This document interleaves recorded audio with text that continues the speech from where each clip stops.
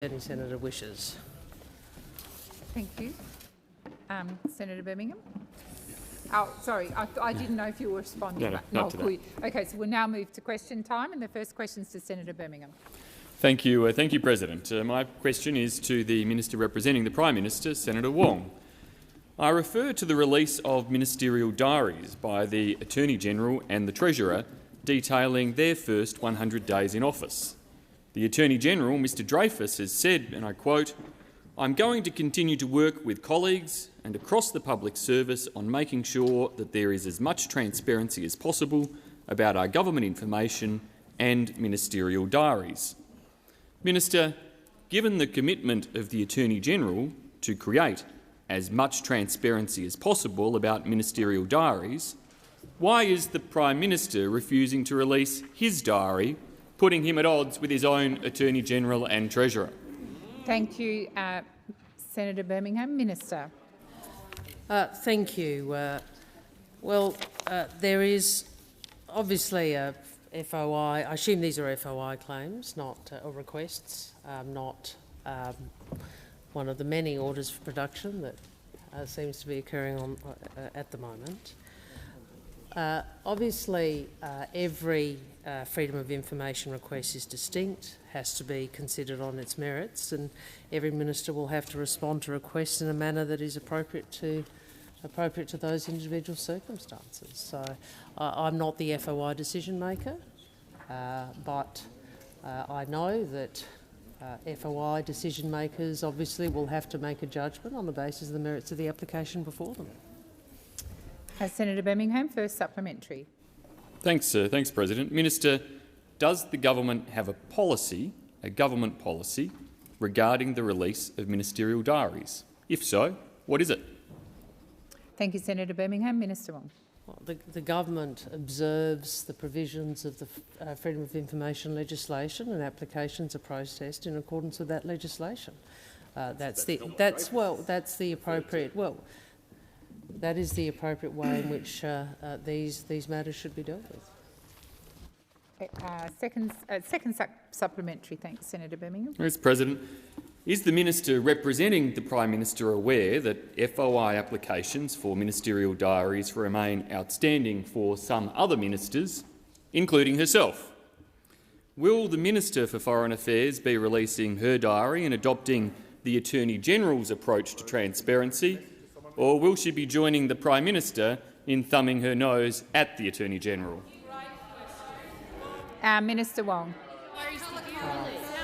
Thank you, I'm glad that here we go again. Senator Birmingham's newfound interest in transparency. I bet you didn't release yours, did you, mate? You didn't release yours, and nor did anyone release the ministerial list that showed the secret ministries that the Morrison government was engaged in. Nor did anyone release the details of Senator McKenzie using spreadsheets to allocate government monies. Nor did anyone release how it is that you funded car parks which people didn't want. So the Australian people, I think, will look at you and your questions as a former member of the leadership group who helped cover up all of this, and they will look with a very clear eye at the hypocrisy on the other side of the table. Thank you, Senator Birmingham. Point of order.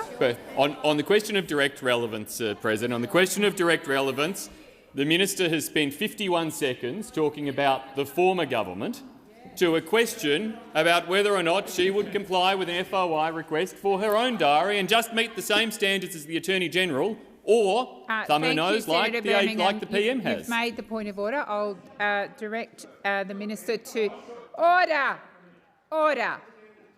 Senator McGrath and Senator Birmingham. I'm responding to the point of order.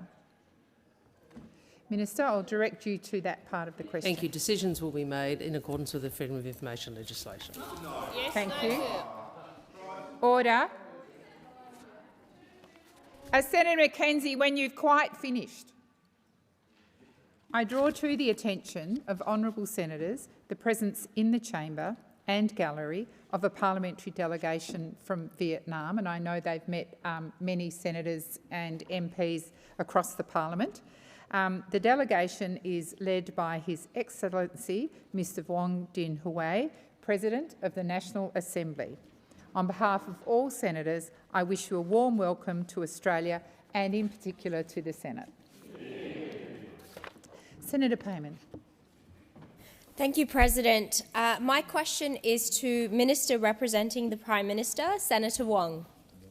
How is the Albanese government delivering on its plans for a better future for all Australians? Minister. Thank you, and I thank Senator Payman for her question. And I say this: after a decade of wage suppression, of spiralling childcare and healthcare costs, of ideological wars, which are still occurring, and an out-of-touch former government that thrived on secrecy and cover-ups, Australia did need action, and this government is delivering. We're working to get wages moving and putting downward pressure on costs. And from our first day in office, our support ensured an increase to the minimum wage and a pay rise for aged care workers. Albanese Labor are investing in cheaper childcare, in cheaper medicines, paid parental leaves and secure jobs with better pay. I take the interjections because when you talk about secure jobs with better pay, there's nothing that gets the Liberals moving more than that, is there? They hate it. They hate it. And we're acting to make workplaces safer from sexual harassment with the passage of the Respect at Work bill based on recommendations which were left unfinished, and we're ensuring Australia has the skills of tomorrow. Excuse me, creating 180,000 new fee-free TAFE places. We've expanded the Commonwealth Seniors Health Card. We've ended the cashless debit card. We've established a Royal Commission into robo-debt. We have delivered the regional first home buyers guarantee. We've passed an historic climate change bill and updated our climate targets. You should listen. You might learn something, Senator Ruston. We've invested in renewable energy and rewiring the nation. We are establishing a disaster-ready fund, a vital tool as we battle floods across Australia. We have entered the cover-up culture, and now the majority of whom refuse. The majority of those who refused to censure their former leader. Where all of you lining up to defend him. And, of course, the National Anti-Corruption Commission.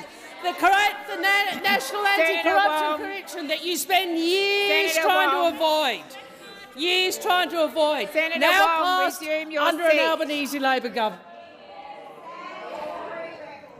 Before I call Senator Payman for her first supplementary, I am going to remind senators, particularly on my left, that you are being incredibly disorderly. You are shouting so loud that I cannot get the attention of Senator Wong. It is unacceptable, it is disrespectful and it's disorderly. Senator Payman.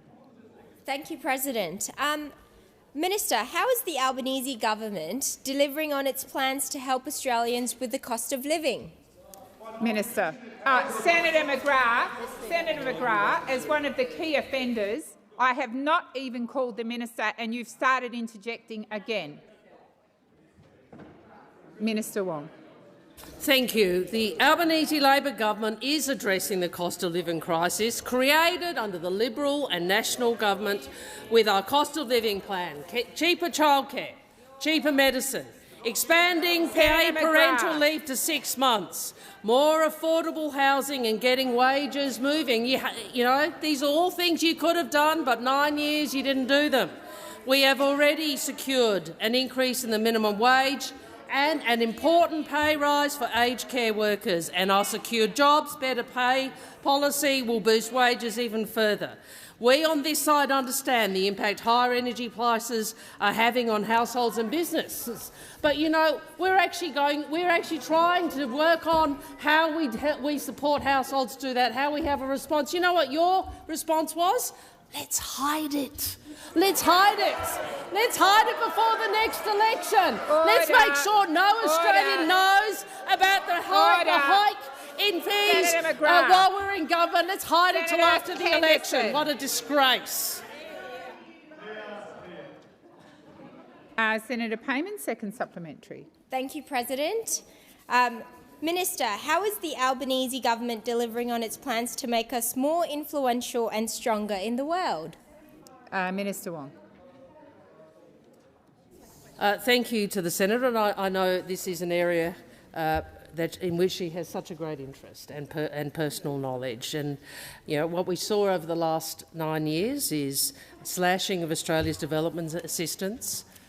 We saw Mr Dutton returning to the sort of rhetoric around development assistance in the House at this sitting period, and really that was a disgrace because this reduced our influence and it left a vacuum for others to fill. And we have a lot of catching up to do.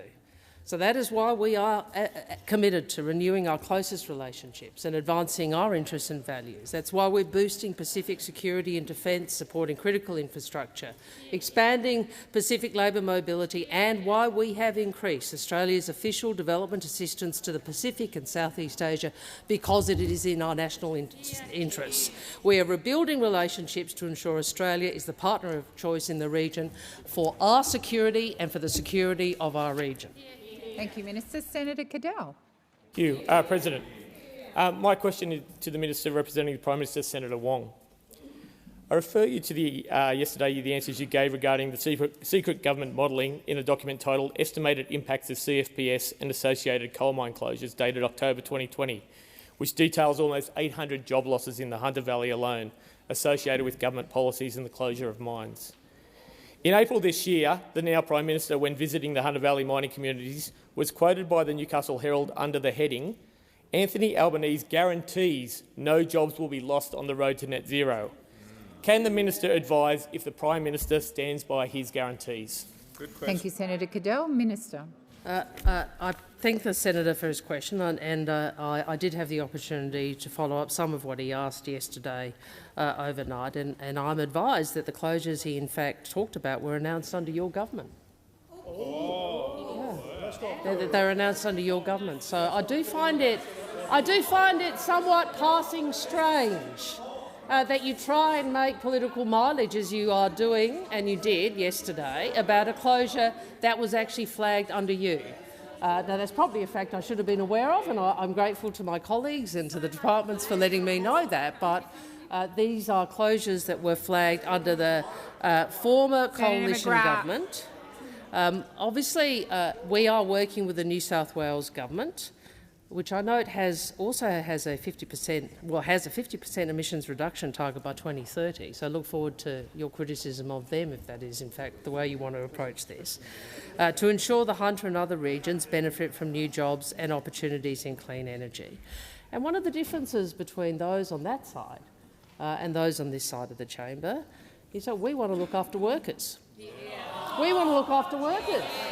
We're a movement and a party that has workers at our core. Senator Davey. I know it's hard Senator for those McKenzie. who spend so much of their time arguing against pay increases and telling us the sky's going to fall in if there's a $1 pay increase, and saying we can't afford to give aged care workers or those on the minimum wage an increase. But those on this side understand there is a transition that is occurring and will occur as a consequence of what is happening in global markets, as well as what is being committed to, I think, by both sides of government. Davey. So the difference between you and us is that we will ensure that there is a transition that is about employment. Senator Cadell, first supplementary. Thank you, Madam President. Thank you for that. In the same Newcastle Herald article, when referencing the Prime Minister's guarantee, the Prime Minister is quoted saying this wasn't about policies, but I quote, "Not only can we guarantee it, our modelling guarantees it." Does the Prime Minister stand by Labor Party's pre-election modelling, or does he accept the official government modelling that says Labor's policies in the Hunter will cause 800 job losses? Good question. Thank you, Senator Cadell. Minister. Well, I again remind those opposite that the closures that are referenced were announced under you. So I find it a little interesting that, and I think many will, that those opposite who have all you really want to have your cake and eat it too, don't you? Senator Birmingham. Senator McKenzie. There's a running commentary from the left-hand side of the chamber every time the minister speaks. Now, not only is that disorderly, it's also incredibly loud. and I would ask you to listen in respectful silence. Minister. Respectful, disrespectful silence, just a bit of less noise might be helpful. But anyway, look, there is a transition that is occurring in our economy and globally. And would you like to speak, Senator McGrath? Senator McGrath? Well, you've got plenty of opportunities to speak if Senator Cash ever sat down, I suppose. Senator Cash might actually give you an opportunity to speak.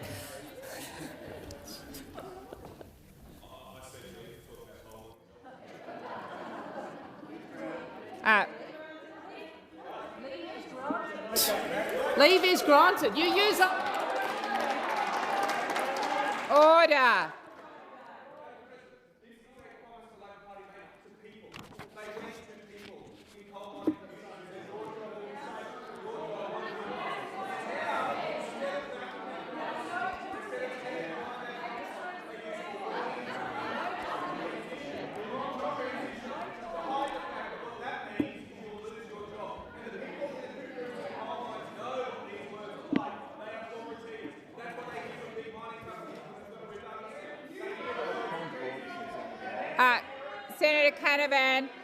Senator Canavan, resume your seat. Senator Canavan, resume your seat. Order. Order. Order on my left and my right. Order. I have a senator on her feet. Senator Rice. President, we denied leave for Senator Canavan to rant on about coal mining jobs and destroying the planet in the meantime. Senator Rice, it's not order. Order, Senator Ayres.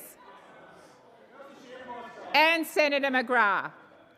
I'm sorry, Senator Rice, there's so much noise in this chamber. I only heard the voices to give Senator Canavan leave. I did not hear anyone say he was denied leave. Senator Cadell, I believe we're up to the second supplementary question. Thank you, President.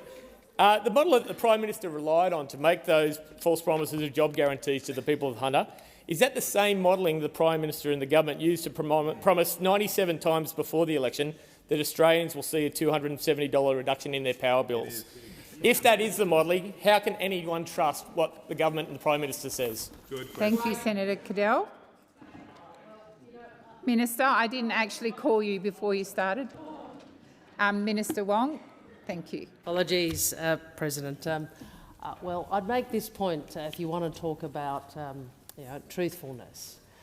Those on your side are signed up to the same target we are for 2050. Senator Ruston. No, this is a policy and a political point. You are also signed up to net zero by 2050, remember? And I know you want to talk about that a lot, and Kooyong and North Sydney. Didn't help. Well, this goes to policy. This goes to policy. Meanwhile, Mr. Canavan, Senator Canavan, gets up and gives that rant, which shows that was all fake. It was all fake. You thought you could say one thing in one place and one thing in another. Well, we are really clear. There is a transition that is occurring, a change in the global economy. Order. We either get ahead of it and we help workers and communities thrive in that, or you keep going to them and lying to them, misleading them about what is happening, because you're signed up to the same policy. You just don't have anything to back it. Senator Wong, your time has expired. Senator Faruqi. For climate change. In 1991, Vanuatu, on behalf of small island states, first asked the question, who should pay for climate catastrophe? Over the next 3 decades, wealthy nations of the global north dodged and deflected that question while continuing to fuel the climate crisis. They relentlessly pursued profit and power, putting the world on track for climate catastrophe and fueling climate disasters. These disasters have affected 33 million people in Pakistan, and 50 million people in the Horn of Africa face the threat of famine, amongst many others. After decades of pushing by the Global South, a loss and damage fund has finally been agreed to. New Zealand, Denmark, Germany and Scotland have already committed to contributing. Will the government today commit to paying our fair share of loss and damage? Thank you, Senator Faruqi. Minister Wong. Thank you. We are committed to an effective global response on climate, and as Mr Bowen made clear, we welcome the historical progress made in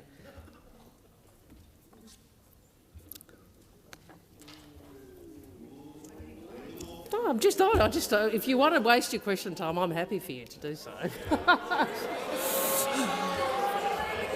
Senator Wong, please continue.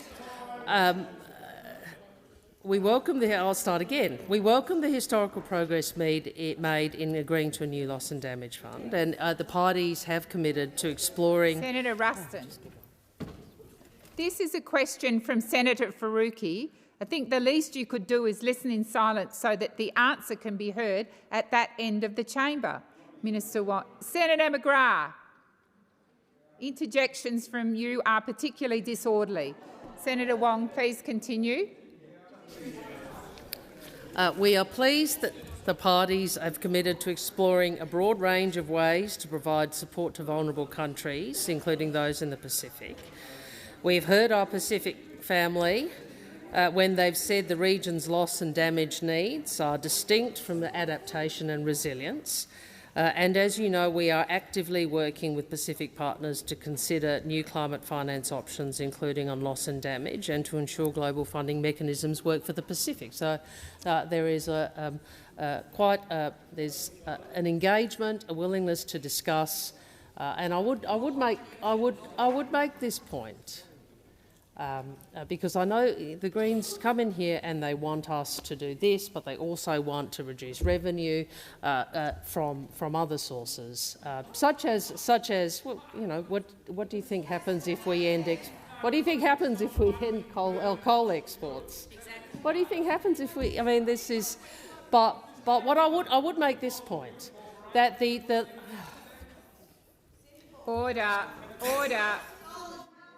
Order. Senator Thorpe, I've called the chamber to order. Minister, please continue.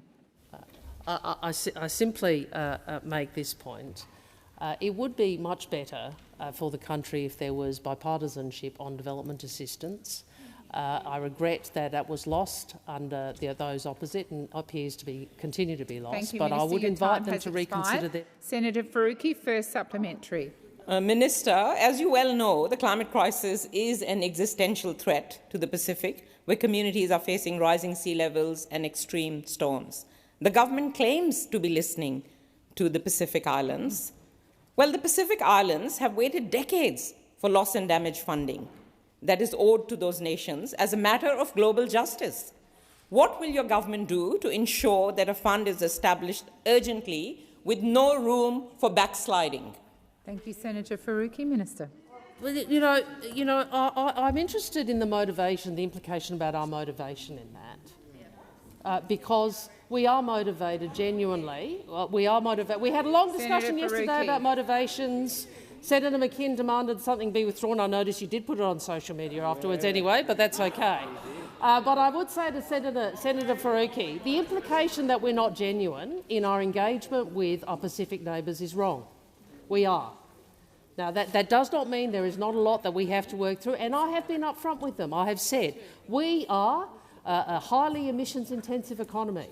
We are seeking to shift the trajectory, the direction in which we're heading, and we are doing so belatedly. It will cost us more and it will be harder because of 9 years of inaction. Exactly. But we are serious about doing it.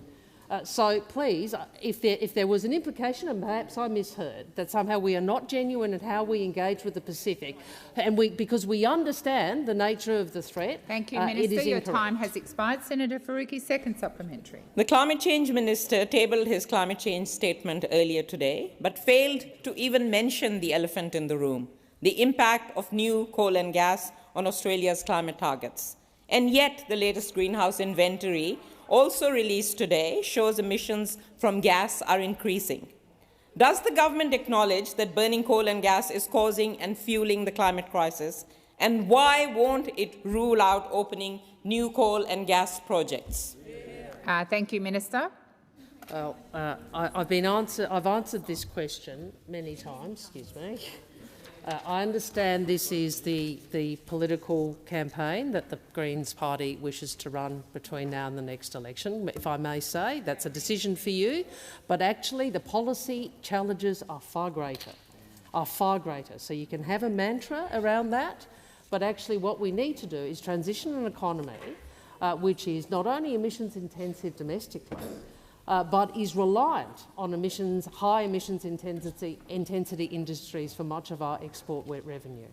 Now, we have to transition the economy, change the economy so our people, our children, our country can thrive in a net zero world. That is an enormous undertaking. That is. Senator Thorpe. You see, I'll take that interjection. Because as I said to Senator Milne years ago, you know, it's possible that people might just disagree. It's not because Senator Wong. Your time has expired. Senator Wong, your time has expired. Senator Sterle. Democracy. You're only one voice. Order. Four voices. Order. One voice. Senator O'Neill. I'm sick of it. Senator Sterle. Thank you, President. My question is to the Minister for Trade and Tourism, Senator Farrell. As we come to the end of 2022, the tourism sector is hoping for a Christmas that sees Australians able to travel in a way they haven't been able to in recent years. Can the Minister outline the steps the Albanese Labor government has taken since being elected to support small and medium-sized tourism businesses recover from the impact of the global pandemic? Thank you, Senator Sterle. Minister Farrell. Thank you, President, and I thank Senator Sterle. Very interested in the topic of tourism and comes from that great state of Western Australia. Well, yes, the Albanese Labor government is supporting the tourism and travel sector's recovery in a way that the former Liberal National Government never ever did. We know the vast majority of tourism businesses are small and medium-sized. They collectively make a significant contribution to employment and our economy. To support this sector, we're delivering on our commitments, including through a $48 million investment over 4 years. And we're directly engaging industry to address the challenges that they face. In August, we held a Tourism and Jobs Skills Summit to hear from industry about the challenges they face. We've launched a visitor economy disability pilot. We're working on a project to better connect workers and employers in the industry. In October, I hosted a tourism ministers meeting in South Australia with state and territory counterparts to collaborate on support for the industry. And I look forward to the next meeting, which will include the tourism ministers from the re-elected Andrews Labor government. In October, we launched the Come and Say G'day campaign to get international tourists back to Australia. Already, Senator Sterle, it's attracted 122 million views, which translated to a 74% increase in traffic on Australia.com. And last month, no, I'm going to come to the Bellarine and Mornington. Don't worry, Senator Henderson. Not in this question, though. And last month, we launched the Caravan Parks Grant Program to help park operators upgrade their facilities. The Albanese Labor government understands the challenges we've faced in tourism and travel, Minister, and we are committed. Expired. Senator Sterle, first supplementary. Wow. First supplementary. Thank you, President. Can the Minister outline further details about how the Albanese Labor government is helping small and medium-sized tourism businesses address labour and skills shortages so they can recover and thrive? Minister Farrell. Thank you, President. And Senator Sterle, yes, I can.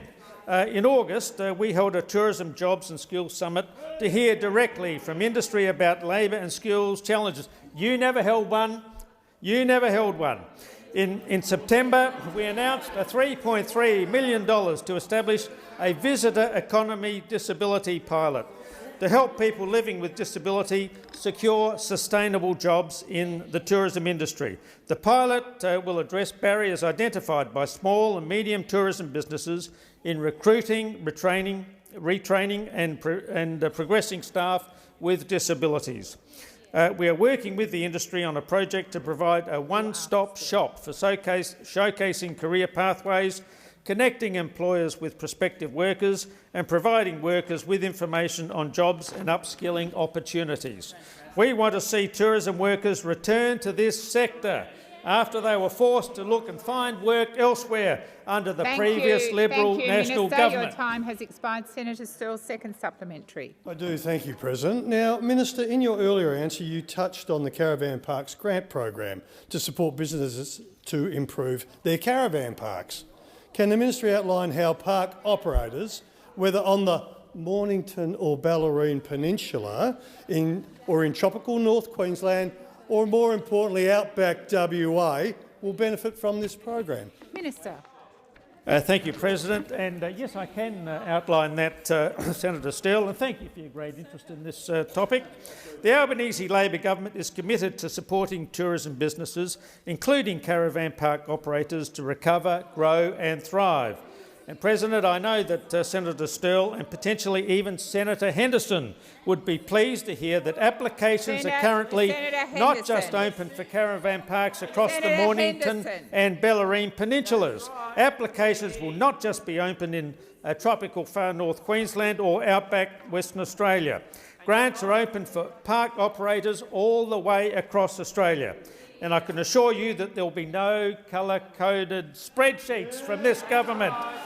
The $10 million Caravan Park Grant Program will provide grants of between $10,000 and $100,000 to help eligible park operators upgrade their park facilities. As we move into the holiday period, I wish all those working in the tourism industry a happy and safe Christmas. Order. Order. I wish to draw to the attention of honourable senators the presence in the chamber of Mr Sean Turnell, who I'm sure we're all so thrilled to see safely back in Australia.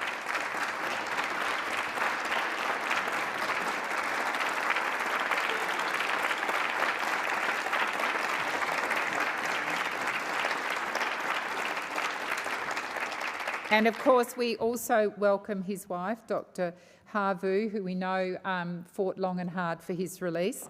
And on behalf of all senators, I wish you a warm welcome to the Parliament and in particular to the Senate. Minister. I seek leave to make a short statement. Is leave granted? Leave is granted. Can I say how pleased I am to see you in person, and Dr Havu as well.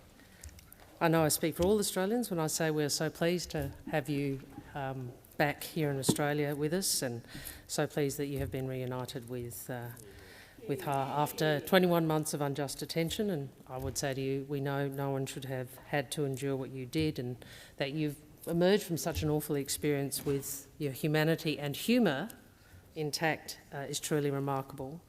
I want to acknowledge the work of all those across the government who worked so hard on your release, including the former government and Senator Payne here in the chamber. And I thank again publicly all the members of ASEAN, all our partners in ASEAN and other regional partners who advocated for your release. We're grateful to them.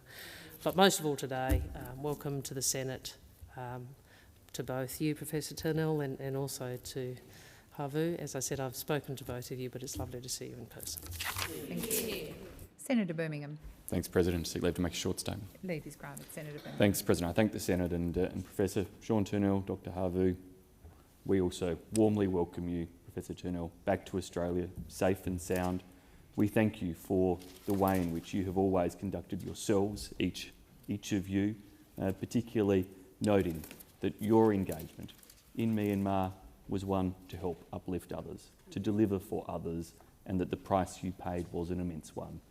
I too associate the opposition with the remarks of Senator Wong in thanking all of those who worked so hard to secure your release, and we know that you will continue to work hard wherever you can for the people of Myanmar. Thank you, Senator Waters, Birmingham. I'm now going to move to Senator Tyrrell. Yes, Senator Tyrrell. Thank you, President. My question is to the Minister representing the Minister for Education, Minister Gallagher. The ALP National Platform commits a Labor government to ensuring that disadvantaged schools get the biggest funding increases in the shortest time.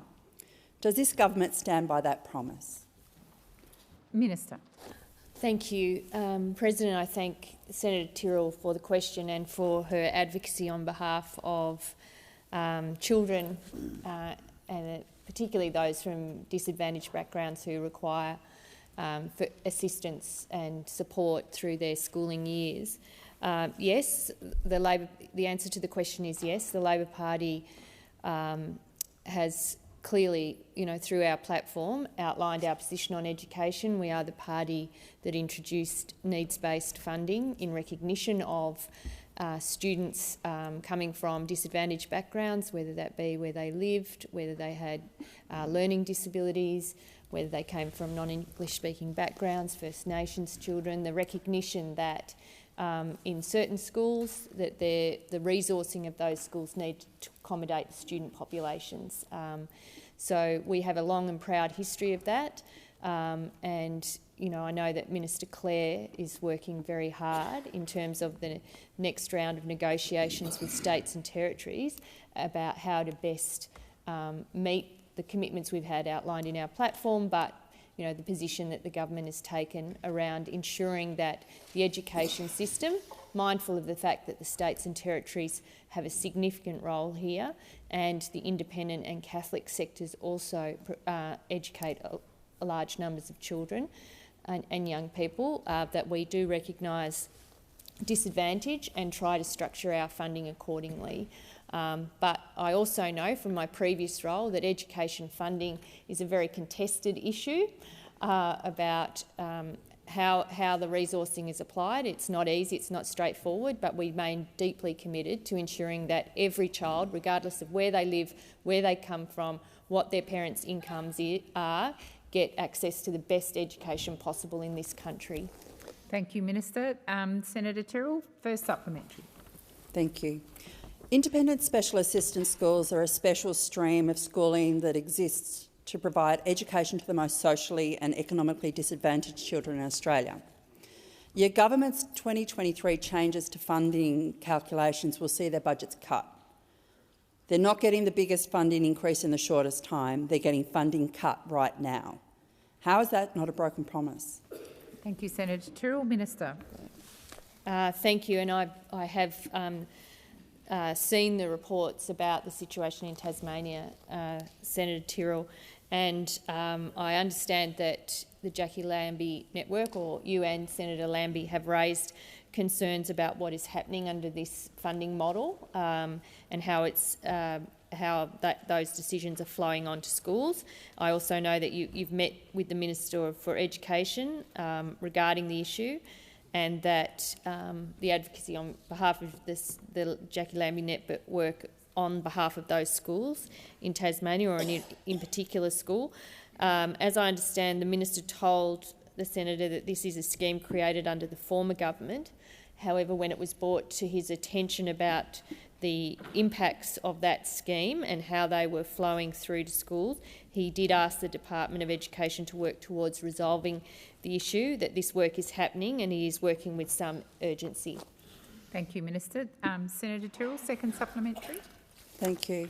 These schools are really important. My nephew was actually on an 18-month waiting list and he had to leave Tassie to go to Victoria to get educated. But the schools are making decisions about which staff to let go right now. They're asking you to reverse this decision urgently. I understand that we're working towards it, but it really does need to happen toot sweet. Thank you, Senator Tyrrell. Minister. Thank you. Yes, as I said in my previous answer, acknowledging what Senator Tyrrell has said, I understand the Minister is working on taking advice around what to do about this. I don't know that. I don't know the specifics about the funding scheme, but I don't know that it's having the intended. The consequences of how it's rolling out aren't what was intended, as I understand from this scheme. The Minister is taking advice. He's had a number of meetings with Independent Schools Australia to understand their concerns about the scheme that, as I said, we inherited from the former government. And when a resolution is reached, Independent Schools Australia and any impacted schools will be informed directly. And I also understand from running a school system that schools will be taking decisions now in the lead up for the calendar year and the next school year, and the Minister understands this as well. Thank you, Minister. Senator Bragg. Thank you very much, President. My question is to the Minister representing the Minister for Energy and Climate Change, Senator Wong. Since the Labor government's first budget 4 weeks ago, in which the government had no response to the immediate energy price rises, various government ministers have publicly flagged export controls on gas, price caps on coal and gas, a new mining tax and direct energy subsidies to households. Other than publicly floating different policies, can the Minister finally provide some certainty to Australians, to industry and to investors by ruling out— Order. Senator. It's very hard. I'm struggling just to get the question out here. It's very loud over there. So. Senator Bragg, I have called senators to order. Order. Order, senators on my right. Don't you think? Yeah, I thought you'd agree. So, other than publicly floating different policies, can the Minister finally provide certainty to Australians, to industry, to investors by ruling out intervention that would only make a difficult situation even worse? Thank you, Senator Bragg. Minister. Which one of the 22 Well, I'm asked a question about policy certainty. I'm asked a question about policy certainty from the Coalition. I'm asked a question about policy certainty from the Coalition on energy. How many energy policies did they have? Was it 1? Was it 2? Was it 10? Was it 12? Was it 15? Was it 18? Was it 20? Was it 22? Order. Oh my goodness, 22 policies. And surprise, surprise, the market said, well, we don't want to invest when we don't even know what the policy framework is. So we saw dispatchable energy out, and we had less energy in. Prices started to increase. There was a default market offer with an increase. Guess what their great certain policy response was? Let's hide it. Let's hide it. I tell you what, I've got a great idea, says Scotty Morrison and Angus. They all sit there in a room, maybe with this one here, with Senator Birmingham. I'm sorry, Mr. Morrison and Mr. Taylor, and they said, "Yeah, let's do. Oh, we know what we'll do. We'll just hide it. That's what we'll do. That's our great policy response." And then we come to government and we see the mess. And yes, we are working our way through your mess, which has got worse. Order on my left. Senator Birmingham. Senator Birmingham. Minister, please continue. And then we come to government, and what we discover is a hidden price increase. We discover an energy market which is on the edge. All on top of what is occurring in global energy markets, which Senator Rennick says are irrelevant, but Senator Birmingham stood on this side and told us all about. So we will work through this, and we will work through this with the states. Thank you, Minister. But nobody on that side can. Senator Bragg, first supplementary. Order, Senator Gallagher. Wong, I've worked in risk markets all my life. Senator Bragg. Senator Gallagher. Hi. Senator Hi. McAllister, order. That's right. Senator Bragg. Thank you. Just call me Sunzak. Order.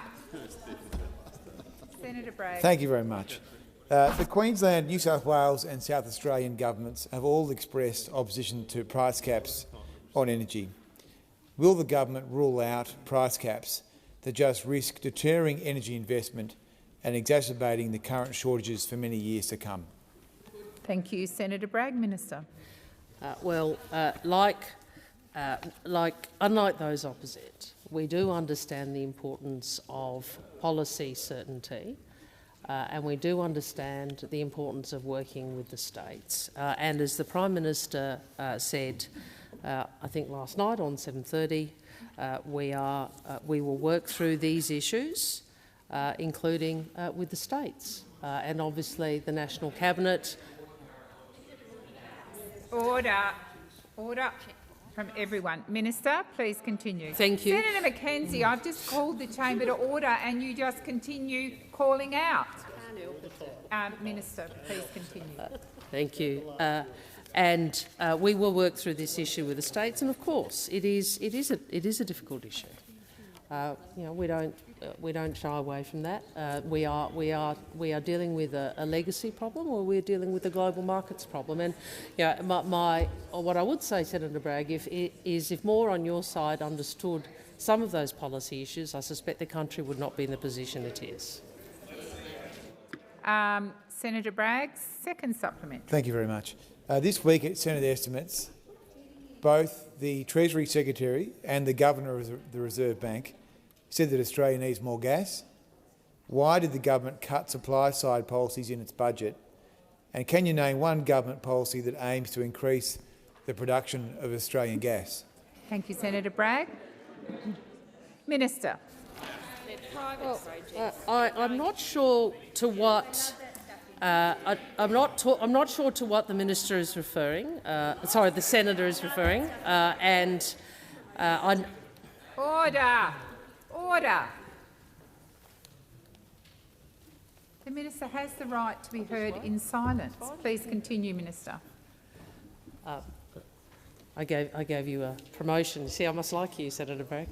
I'm not sure to what you're referring, Senator Bragg, but I would make a point about gas supply. Between 2014 and 2021, East Coast gas production increased.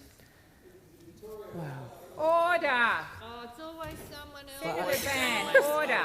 Class, it's always someone else's fault. Senator Van, you lost the state election, mate. Maybe just give it a rest for a little Minister, while. Please continue. Between 2014 and 2021, East Coast gas production increased 300%. Because, in great part, because Minister, please resume your seat. Senator Canavan. Thank you, Madam President. Just on relevance, the question went to policies, not statistics, historical statistics that the Minister is referring to now. The Minister is being directly relevant. Minister, please continue. No. Well, I'm making the point about, you might not like to know this, that despite a 300% increase in gas production, domestic gas prices went up by 420% in real terms over that time. So the point is the policies you had failed. That's the point. Thank you, Minister. We are trying to work our way through that. Senator Babet. Thank you, President.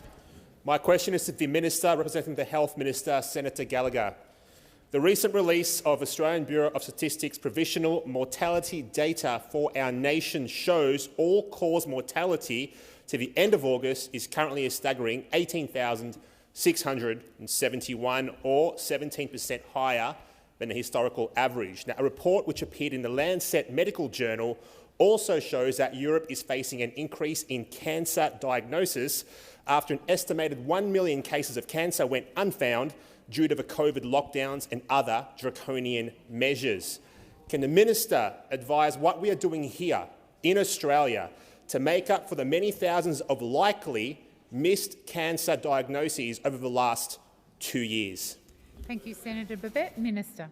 Thank you, President. I thank Senator Babet for the question, and we are working with the states and territories. There is no doubt. I mean, I don't want to align myself with the mortality data and this, because I haven't seen what you were citing from, but the broad, well, that's fine.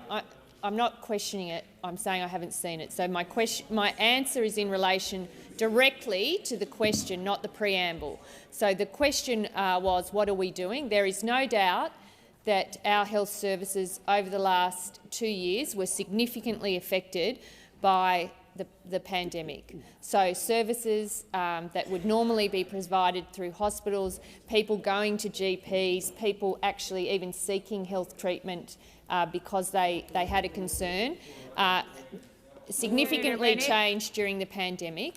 We are working with the states and territories, as you would expect, through the National Health Reform Agreement, about transitioning out of the pandemic and the COVID focus. They'll have significant pressure on the hospitals, but also in primary care. And as people come forward, there is no doubt there was delayed seeking of health attention or seeking of health assistance and access to services through the pandemic. It will take some time to work through that, but we are working with the states and territories through the Prime Minister and the First Ministers through National Cabinet about pressures in the health system and transitioning away from COVID-19 and the COVID-19 focus. Thank you. Senator Babet, first supplementary. Deaths with COVID-19, generally not solely from COVID-19, have been recorded by the ABS as 7,727 at the end of August. Even if we exclude all deaths with COVID-19, we are still seeing excess deaths of about 10,944. Can the minister explain or advise what research, if any, is being done to look into the cause of this alarming excess mortality? Thank you, Senator Babet. Minister. Well, again, I haven't. Thank you, President, and for the senator for the question. Again, I haven't seen the data to which the senator is referring, so I think it is appropriate that I don't just immediately accept those statistics. But I think there will be, over time, a lot of information, a lot of research and assessment done about our response to COVID-19 and some of the other consequences of the fact our health system had to respond to a global pandemic, and therefore other services were either wound down, didn't operate, or people chose not to seek assistance during the pandemic. I have no doubt that there will be plenty of academics and researchers who are interested in that, assessing that, and then making recommendations about what should happen when the next global pandemic hits the country or all countries. So that, thank you, Minister. I'm sure there will be done. Your time has expired. Senator Babet, second supplementary. Now, we've seen some alarming data out of South Australia sourced by Senator Alex Antic, to my right, which shows a material increase in cardiac presentation in 15 to 44-year-olds commencing in July 2021, a time when there were very minimal COVID cases.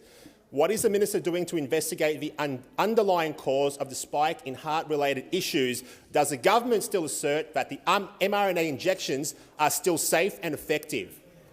Thank you, Senator Babet. Minister. Thank you. Well, I haven't seen Senator Antic's research either, and I'm not sure of your background in epidemiology and assessing, what's the health trends during a global pandemic, but I can be corrected if you have some background in that. In relation to do we think the vaccines are safe? Yes. The TGA has gone through its process. As you know, Senator Babet, they also report on adverse events, and myocarditis, pericarditis in younger people was one of the identified risks of those vaccines, and everybody was informed of that, and it was seen as a risk. Those people where it affected them, particularly younger men, as I understand it, those adverse events were recorded. But I should also say the vaccines have saved thousands and thousands of lives, particularly most vulnerable Australians, and the pandemic and the vaccine program was always about responding to that. Thank you. Senator Urquhart. My question is to the Minister for Finance, Minister for Women and Minister for the Public Service, Senator Gallagher. Could the minister update the Senate on the government's achievements across her 3 portfolios over the past 6 months? Minister. Busy. Oh, I thought there was a longer question. And more. Order. Order. I will. Order. I will. And more.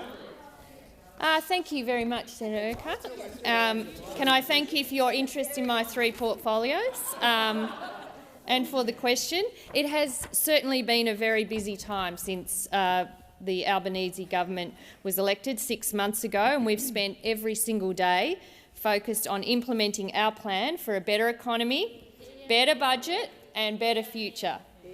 We've begun the work of budget repair, restoring fiscal discipline to reverse the decade of economic mismanagement.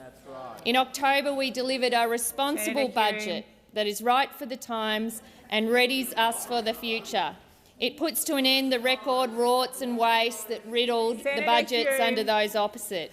Investments in services and programs that— Minister, please resume. Senator Hume, I called you at least 3 times and you just chose to continue.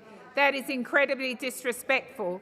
I ask you to listen in silence. Minister, please continue. Sorry, I didn't hear the interjections. I've got a coping mechanism where I block them out. Senator McGrath. Okay. Investments in services and programs that matter to the Australian people, like childcare, like aged care, like cheaper medicines, like housing, like climate. Investments— well, there were billions of dollars in our Powering Australia plan. I take that interjection from you, Senator McGrath. Our Powering Australia plan to fix the energy mess that we inherited. The negligence of those opposite, when they were in government, to put their head in the sand and pretend that the most significant economic transformation and challenge facing the country just wasn't going to happen, that they didn't need to deal with it. Well, we're dealing with it in our first budget. We've also begun implementing the Buy Australian plan, which is our plan to use the government's purchasing power to help grow Australian businesses, create jobs, develop up sovereign capability and back Australian businesses. Our spending review identified $22 billion in savings over 4 years to deal with the budget. Thank you, Minister. Your time has expired. When there's quiet, I'm going to call Senator Urquhart for her first supplementary. Senator Urquhart.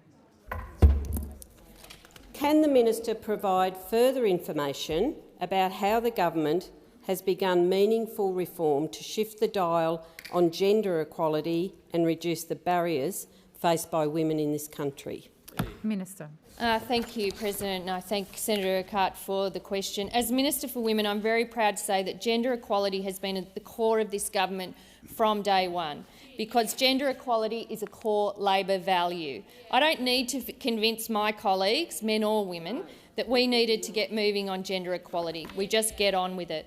The Albanese government is putting gender equality front and centre of our economic policy. We're giving women more choices through modernising and expanding PPL and making childcare cheaper.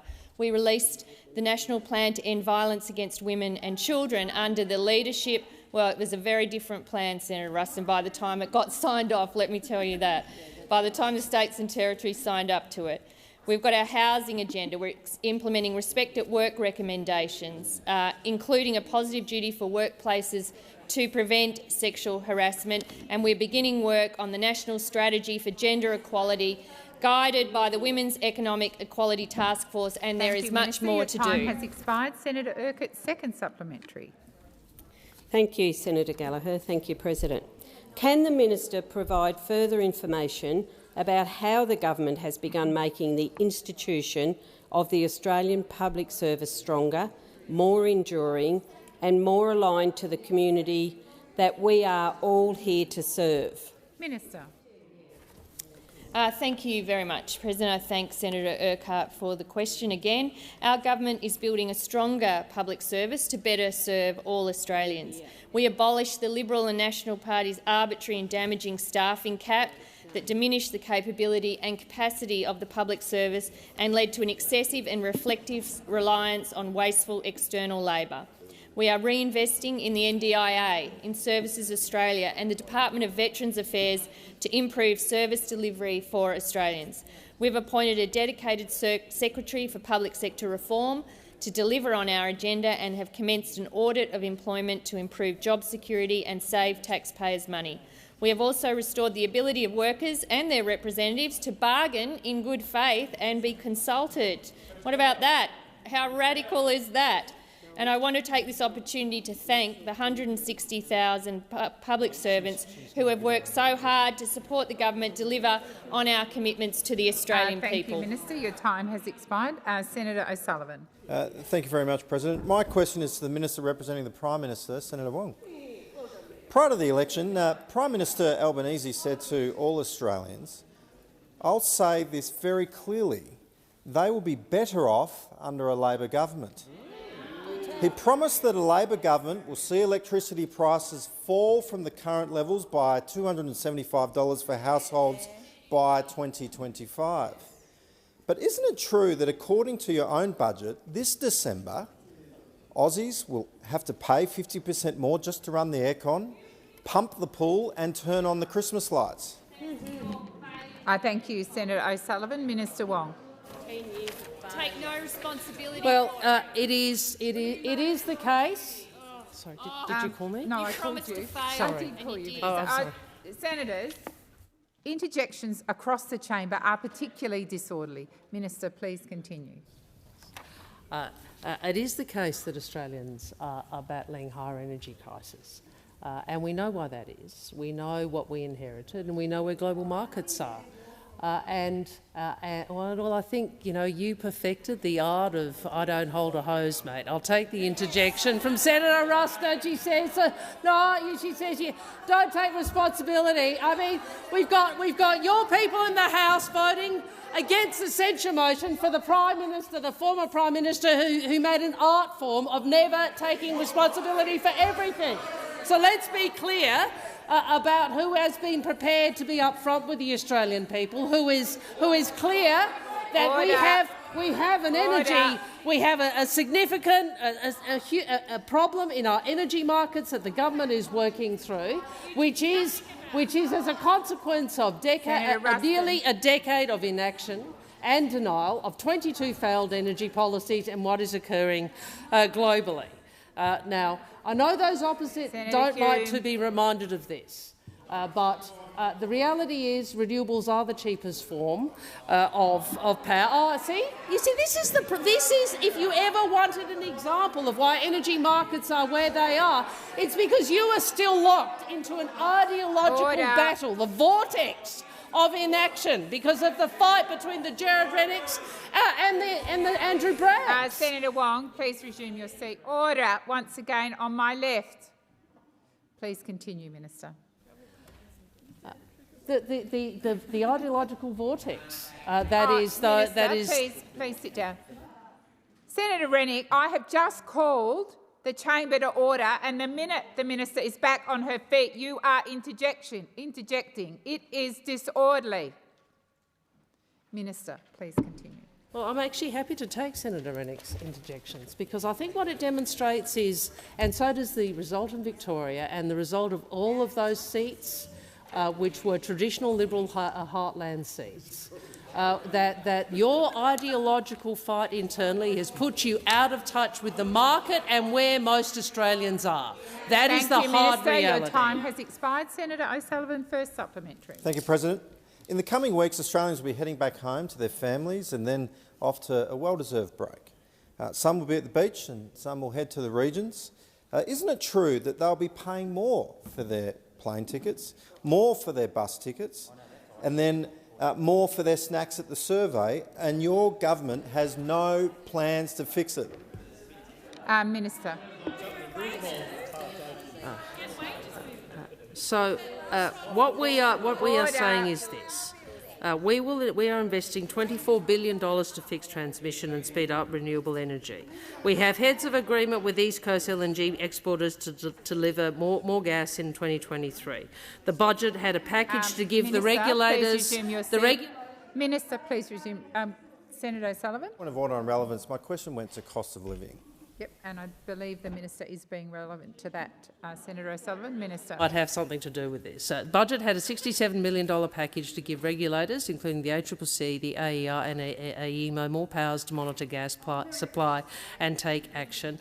We've overhauled the gas trigger to allow it to be activated quarterly if there is a shortfall, and force exporters to divert supply for domestic markets. These are all things you did not do, and we are working with the ACCC to strengthen the code of conduct between gas suppliers and customers to get reasonable prices in the market. Now, we know there is more to do.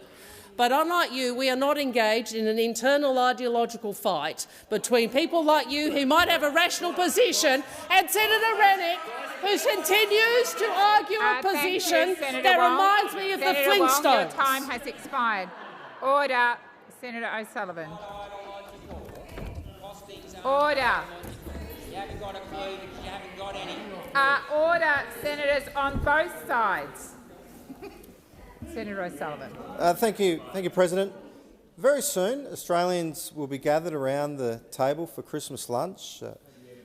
They will not be better off. They will have paid more for the turkey, more for the ham, more for the bonbons, more for the beers or possibly the Prosecco, and more to get presents for the kids. Order. Is this what the Minister for Employment meant when he said people will be seeing in their bank accounts what a change in government means? Before I call the minister, Senator Pulley, I've called the chamber to order and you have constantly been interjecting throughout the time Senator O'Sullivan was order.